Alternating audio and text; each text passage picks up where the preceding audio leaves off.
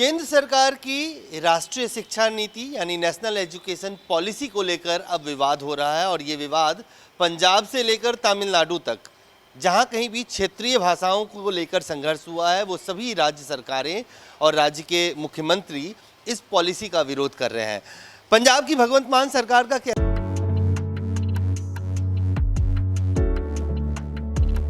बहुत सारे ਇੱਥੇ बैठे होंगे बिजली का बिल जीरो आउंदा है जी आउंदा है इदां ही आया करूगा ये। मैं रजिंदर सिंह लम्मा पिंड वासी मेरा घर का बिल जीरो आ रहा जी।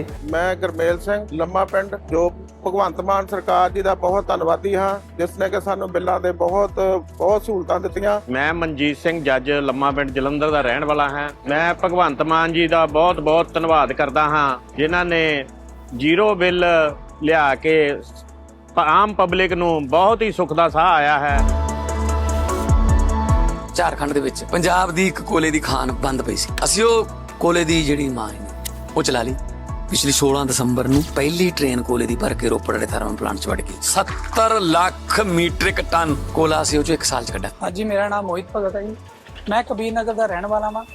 ਮੈਂ ਪੰਜਾਬ ਸਰਕਾਰ ਦਾ ਬਹੁਤ ਦਿਲੋਂ ਧੰਨਵਾਦ ਕਰਦਾ ਹਾਂ ਜੀ ਜਿਨ੍ਹਾਂ ਸਾਨੂੰ ਇੰਨੀਆਂ ਸਹੂਲਤਾਂ ਦਿੱਤੀਆਂ। ਪਹਿਲਾਂ ਸਾਡਾ ਅੱਜ ਤੋਂ ਕੁਝ ਟਾਈਮ ਪਹਿਲਾਂ ਸਾਡਾ ਬਿਜਲੀ ਦਾ ਬਿੱਲ 4 ਤੋਂ 5000 ਰੁਪਏ ਆਉਂਦਾ ਸੀਗਾ ਜਿਹਦੇ ਕਰਕੇ ਸਾਨੂੰ ਕਈ ਦਿੱਕਤਾਂ ਦਾ ਸਾਹਮਣਾ ਕਰਨਾ ਪੈਂਦਾ ਸੀ।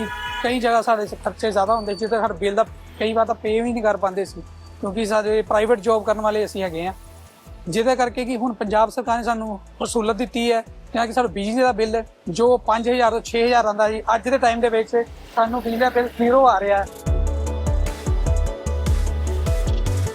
स्टैंड है इस पर बातचीत करने के लिए वरिष्ठ नेता राज्यसभा सांसद राजकुमार छब्बीवाल साहब, भगवंत मान सरकार के बारे में ये कहा जा रहा है जो 3 पैरामीटर्स हैं कि पहला लैंग्वेज इंग्लिश होगा, दूसरी हिंदी होगी और तीसरी क्षेत्रीय भाषा यानी पंजाब में पंजाबी, तमिलनाडु में, तो क्या भगवंत मान सरकार इसके लिए तैयार हो चुकी है?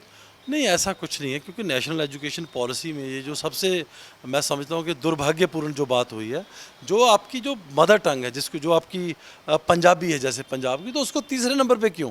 जिन भी रिस्पेक्टिव स्टेट्स की वो लैंग्वेज है उसको 1 नंबर पे रखना चाहिए। तो बाकी भाषाएं जैसे जिस ऑर्डर में भी लगाएंगे तो तब कुछ सोचा जा सकता है। But national education policy basically ये पॉलिसी बीजेपी की पॉलिसी है। ये पॉलिसी बीजेपी गवर्नमेंट का एक तरह का प्रचार प्रसार है, इससे ज़्यादा कुछ नहीं। आपने देखा होगा कि JNU में और यूनिवर्सिटीज़ में कैंपसेस में बिल्कुल जैसे RSS कल्चर लेके आया जा रहा है और जैसे कुछ ऐसे टॉपिक्स हैं बाबा साहेब पे टॉपिक्स हैं महात्मा गांधी पे कुछ जितने भी सिलेबस में जो टॉपिक्स हैं उनको बिल्कुल साइड पे करके अपने टॉपिक्स जो अपने सिलेबस में अपना रीराइट हिस्ट्री अपनी हिस्ट्री तैयार अपनी हिस्ट्री किताबों में लेकर बीजेपी का ये प्रचार करने की पॉलिसी है। ये बीजेपी सरकार की पॉलिसी है, ये नेशनल एजुकेशन पॉलिसी नहीं हो सकती। पंजाबियत पंजाबी भाषा आपको लगता है कि अपमान है क्योंकि धर्मेंद्र प्रधान जी का आपने बयान सुना होगा जिसके बाद इतना विवाद हुआ। पंजाबी भाषा को अगर तीसरे नंबर पे रखा जाता है तो क्या भगवंत मान सरकार आम आदमी पार्टी इसका सदन के अंदर और बाहर पुरजोर विरोध करेगी? बिल्कुल, ये सदन के अंदर बाहर हर जगह विरोध किया जाएगा और ऐसा तो होने नहीं दिया जा सकता। ऐसे पंजाब में नहीं पूरे और भी कई सूबों में बहुत से स्टेट्स हैं जिसमें ये जो प्रोटेस्ट है इरप्ट होंगे, इरप्शंस होंगी।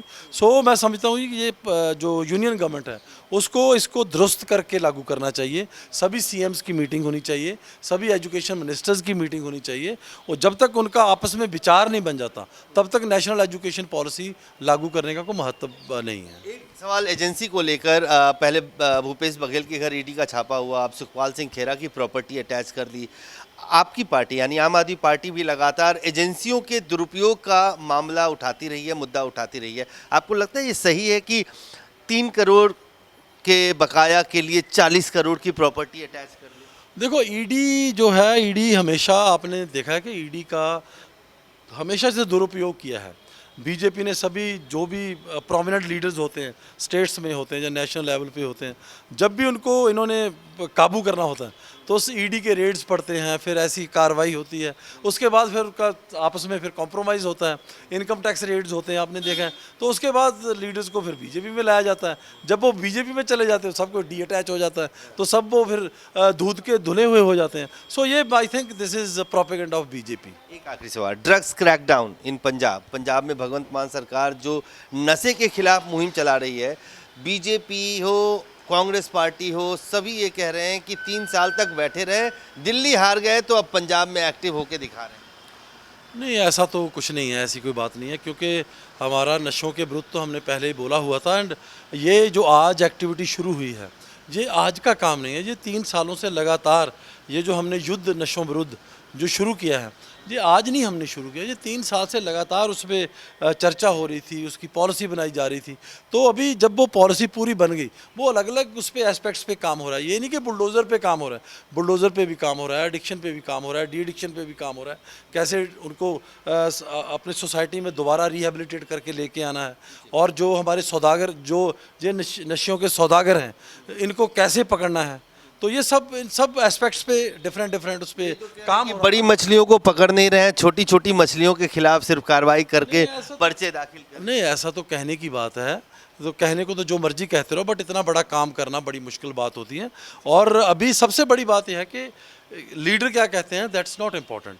लोग क्या कहते हैं, पंजाब के लोग क्या कहते हैं, they are very happy with this. जो ये जो मुहिम हमने शुरू की है, तो लोग वहाँ के जो लोकल हैं वो बहुत खुश हैं, they are very happy with it. तो मुझे लगता है कि अगर और स्पीड से इसको शुरू किया जाए तो पूरी उम्मीद है कि पंजाब जो है वो नशा मुक्त हो सकता है। धन्यवाद छब्बीवाल साहब। राजकुमार छब्बीवाल साहब, उनका कहना है कि जिस स्पीड से काम हो रहा है, नशे के विरुद्ध युद्ध हो रहा है, अगर ये चलता रहा तो एक वक्त आएगा कि पंजाब नशा मुक्त हो जाएगा। कैमरामैन फिरोज के साथ अजय झा, दैनिक सवेरा, दिल्ली।